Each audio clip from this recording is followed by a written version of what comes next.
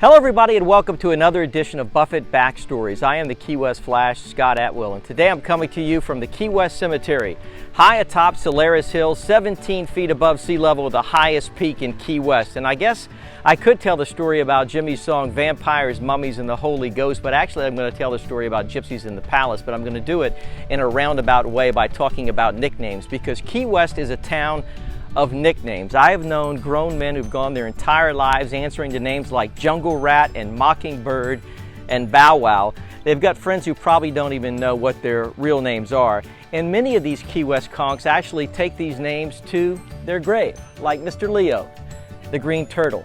When you were growing up, did you ever spend as much time at someone else's house as you did your own? Well, for me, that was the Curry house.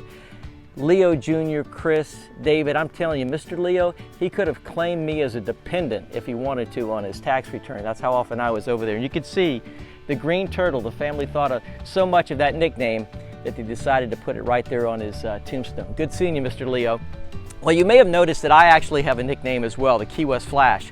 The way I got that nickname is back in the mid-1970s. I was a teenager and I worked at a radio station once a week, a sports show called Sports Pulse. And one of my duties was to go along all the Little League baseball fields and get the scores. And one of the scorekeepers thought so much about the fact that I always had the up-to-date news that he said, "You're like a news flash," and boom, the Key West Flash was born. Now, Jimmy Buffett has some nicknames as well. He'll answer to Bubba, which is a great Key West nickname. He'll answer to Pops, P-O-P-P-S. And when he's being naughty, sometimes he answers to the name Freddie. Now, when he introduces the song Gypsies in the Palace, you may have noticed that Jimmy references some nicknames like Mooney and Snake and Johnny D. I actually got a hold of Johnny D to find the background of all that. It's a great story in my book. But the palace in Gypsies in the Palace was Jimmy's house in Snowmass, Colorado.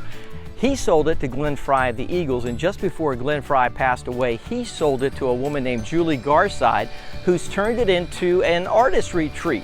It's called Mad Dog Ranch and Studios. Look it up. Well, here we are at the Atwell plot. Albert Andrew Atwell, the patriarch of the family.